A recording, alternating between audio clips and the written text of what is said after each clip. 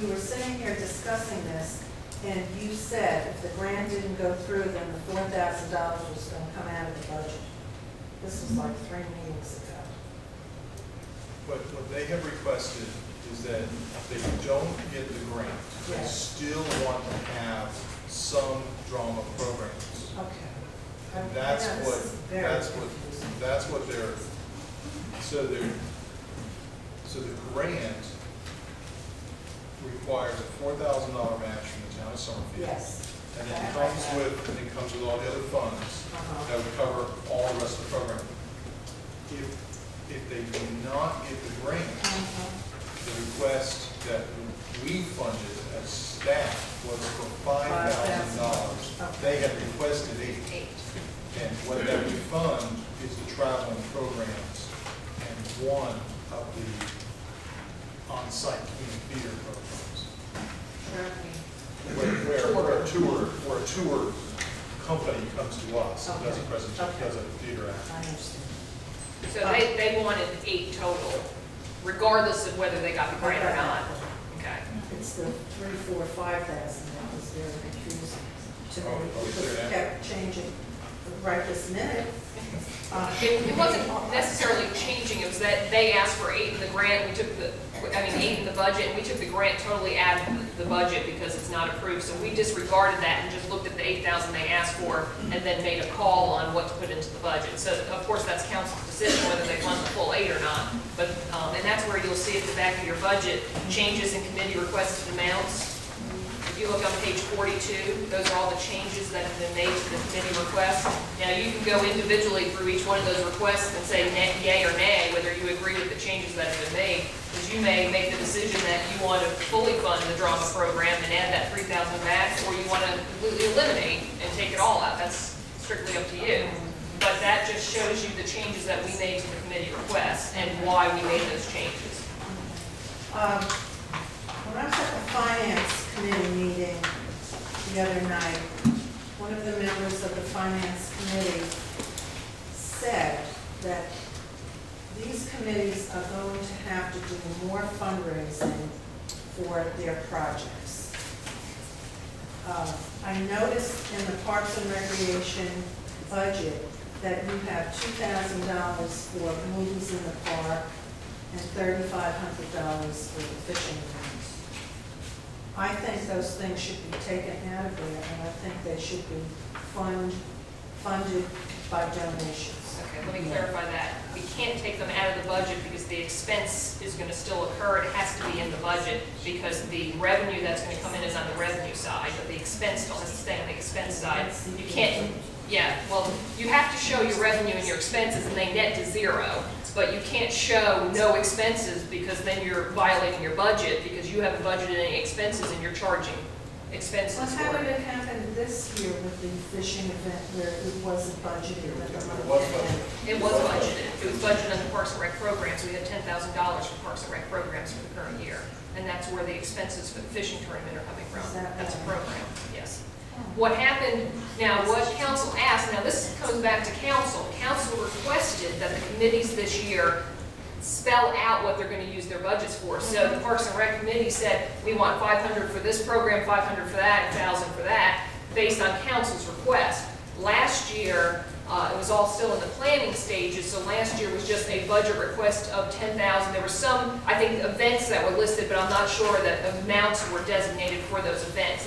They're anticipated events without dollars associated with them. Council requested that they ask for dollars for each event for the current budget that we're proposing here. So just to clarify that. Make one, just to add one other item to that. If you wanted to require fundraising to occur before you would fund a program, then the way that you would do that is that you would not fund it in the budget, but then make the policy statement that if fundraising takes place to whatever dollar amount you feel is appropriate, then they can come back and make a request for a budget amendment that you then put the money into that item that they could then spend. Well, then I think we should do that. Why can't we just charge $3 per person to attend a movie? $5 a family. You could do that. me just clarify too, that the movies in the park is if the outside organization does not provide the movies in the park. There is the agreement with the movies in the park, whoever, I don't know what their exact term, their company name is or their organization name, but they're proposing to provide the movies. And I know in Oak Ridge, for instance, last Friday night, they were supposed to have one because of rain. I They didn't don't have an attend. agreement with us. Well, That's correct. Well, they're talking to us, and that's what I'm saying. The Parks and Rec Committee put $2,000 in the budget if we did not come to an agreement with those individuals. Parks and Rec was hoping that we would come to an agreement, and they're currently putting on the movies. They're getting sponsors for those. And for instance, Oak Ridge was supposed to have it. It was free to the attendees. The movie was free. So all they would do would be use the park, but it would be free to the attendees, and the town wouldn't incur any costs unless the town chose to incur costs. So let me just clarify that about the movies in the park. Now, that's very confusing. Very confusing. Because it looks like they're asking the town for $2,000 to fund movies in the park. That is my understanding reading this. Now, you're saying. No, and that's correct. If we stop right there, that's correct. But the caveat to it is that the reason why they made the request is because we don't have an agreement with the third party yet to provide movies free of charge to our residents. So they're basically hedging their bet that if council does not agree to an agreement with the other organization, that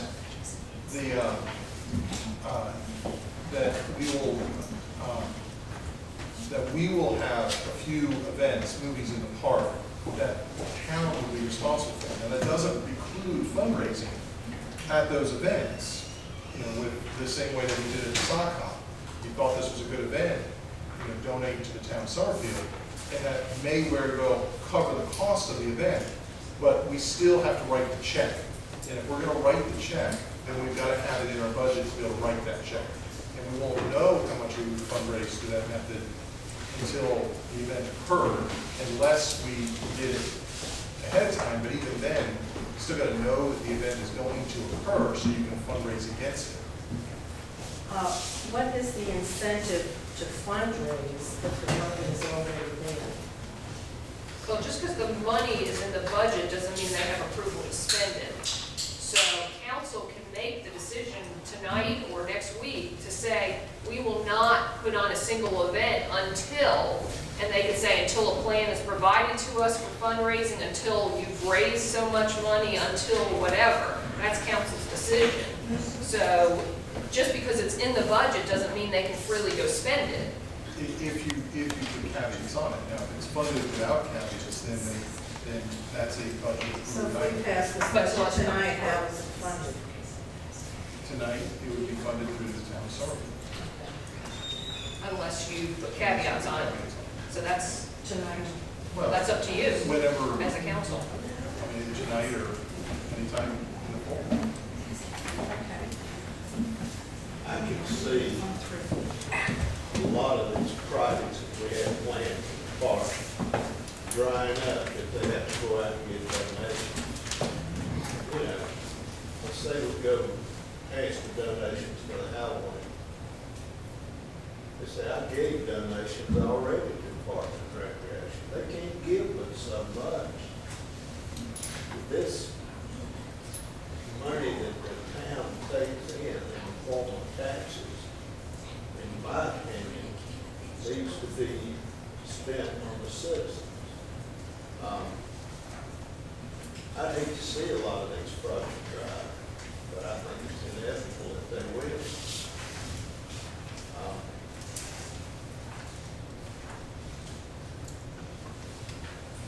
I don't know if anybody else has any feelings on that or not, but I think we had a very small amount of money overall in Parks and Recreation. And that, as Bob said, I think it's aimed towards the citizens, and, we want to pass the hat at the thing, that's fine, but I don't feel that we need to have a full